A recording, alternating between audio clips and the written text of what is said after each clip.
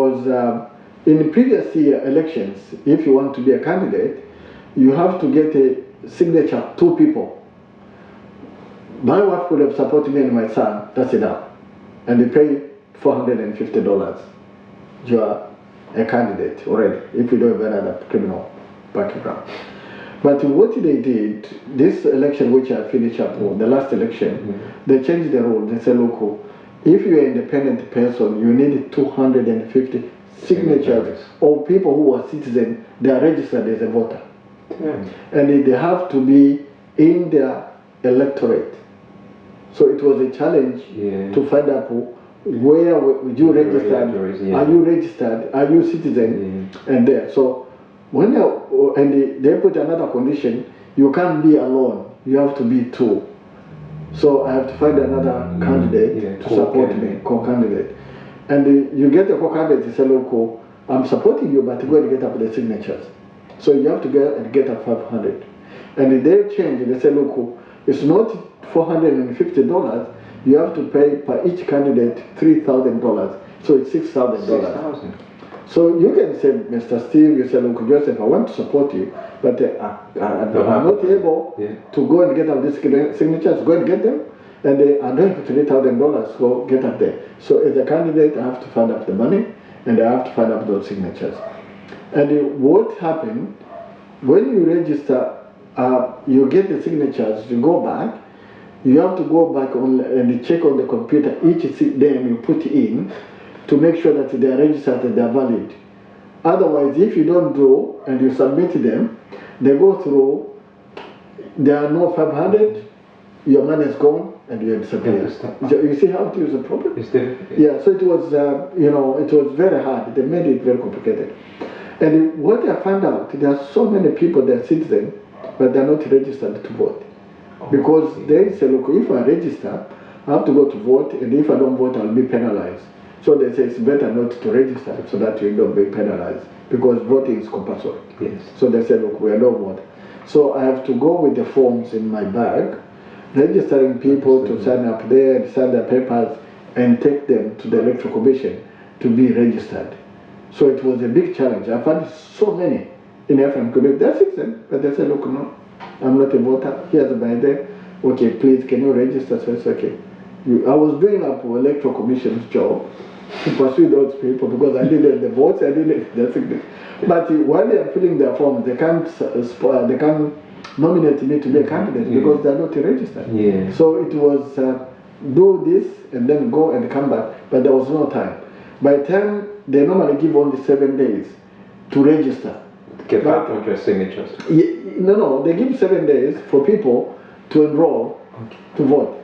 So by the time I started discovering these people, you've been left with only 2 days, 3 days, so you find out others who couldn't do anything. So that was a challenge. And the other challenge which was there is the smear campaign within our own African community. When we are a leader in the African community, sometimes we make decisions which not everyone will be happy. Majority will be happy, but there can be few who will be disgruntled because they are not going to benefit from that decision. And I remember African Cup of Nations, which is part of the African Community Council. There was a time people they wanted to hijack to make a personal business. Okay. And for me, I stood firm. I said it will never happen. This is a community event and it has to remain within community. And the way it was done, the community will do fundraising by using that event. But some people, they didn't like it.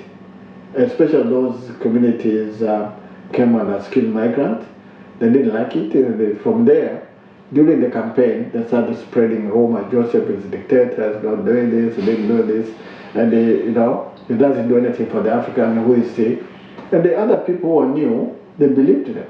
So that is an issue which I found. And the other things which it was an obstacle, it was a talkback rodeo. It was being interviewed one morning with the radio, and people that can listen and ask the question. And there was this guy, I know him from Paroka, Ingofa. He's an African. I know where he came from because he would wake up from the voice. And he said, why did you decide to be an independent candidate? And I said, because I don't want to go with any political party, I believe in certain values, and I want to make sure that I stick with those values because they are really benefit many, rather than going in a political party where I'll be tied up with the decision of the party, but not the people they want or what I believe in. And the guy remarked by saying, look, you are a dictator like those dictators we see in Africa. We left our countries because of a dictator like you. But for me, I put it back to him. I said, look, it's through ignorance that he didn't know that there's white Australian who are independent candidate. And I pointed to him and said, Nick Xenophon is an independent candidate, and we saw other independent candidates in the political system. Why are they not dictators? Countries they're doing good job. I'll be like them. So this guy said, look, he didn't know that he believed that for me, being myself, is because I want to be dictator, I want to be mean, I don't want to work with anyone. But he didn't understand in Australia how the political system works. Yeah, and I think we still have a long way to go in terms of understanding the process, voting, and everything. But like, there was another thing, having two Africans in the race. Contesting the elections. Do you think that was also a problem for you?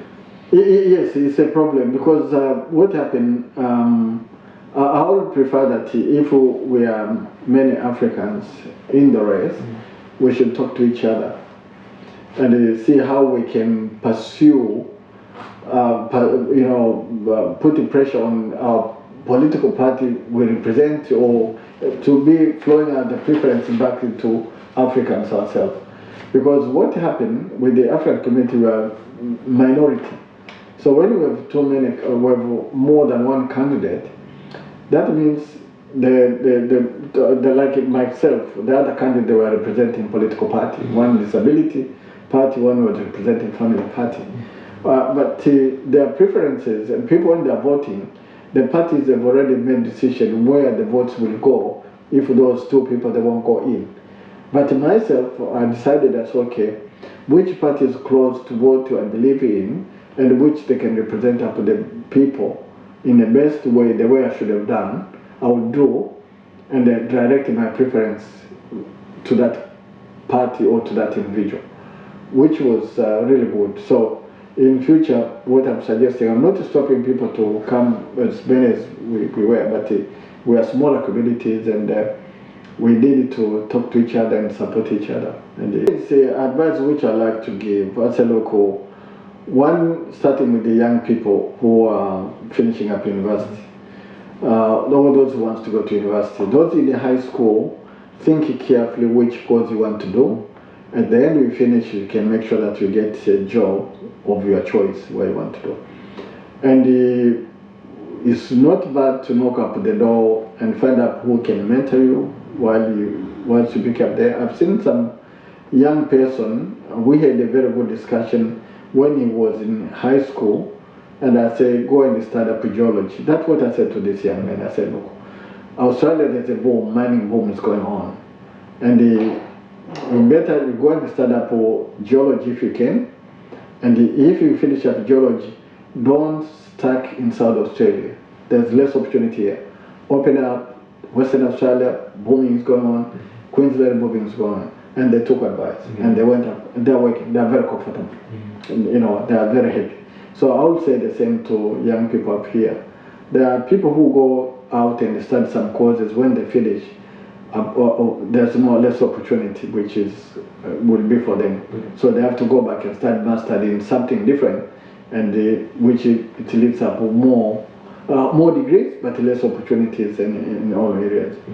And I look up the areas like social work, nursing, geology, mining, comes up, in particular those areas, there's a lot of opportunities happening up there.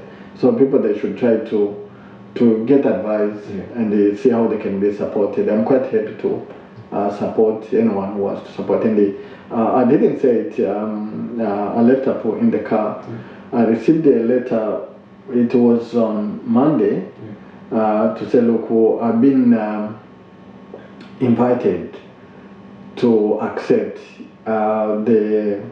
it's called up an award, but you'll be honorary member GK. Okay. I did know this Golden Key. Okay. This Golden Key is an organization which is has 400 branches around the world, and it's normally award the top 15% of university, performance. Okay. So I did know about it, and then they said, look, they've gone back to my records and find out, I've done so much to support the community, the leadership, governance, and also in the academic.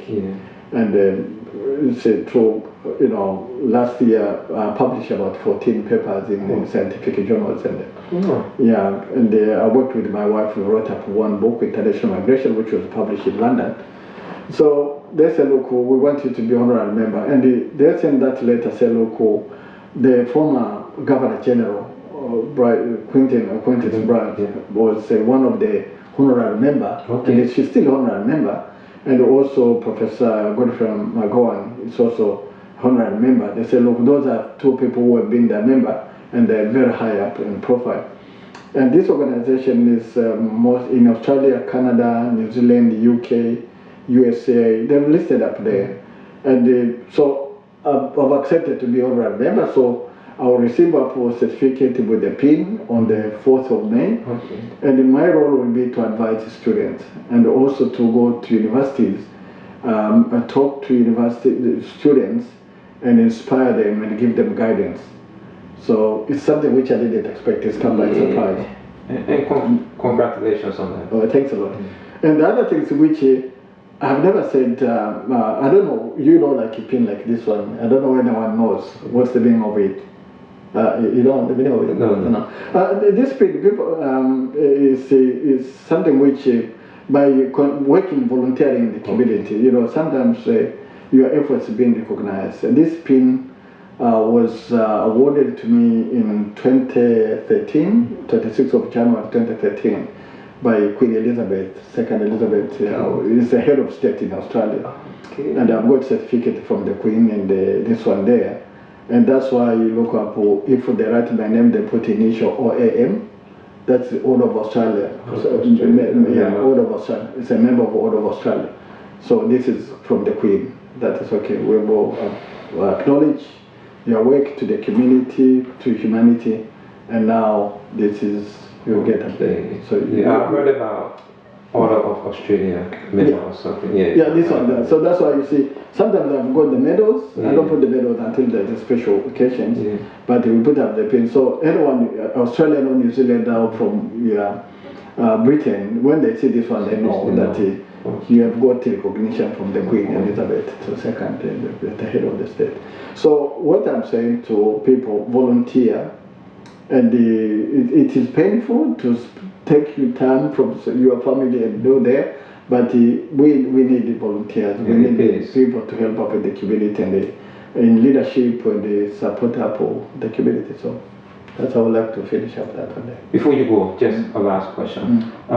What do you think? Because the essence of this program is to uncover some of these things, your successes, you are decorating, What do you think we should do more to know about these things? Because sometimes we just don't know. Yeah, we don't know because we don't have African media. So we are now picking up. But initially we find out some medias, they try to come up and then they started competing. Instead of supporting each other, they start competing and then we see them, they fall apart. But in the African community, we need a media which can be able to, to educate people and share information.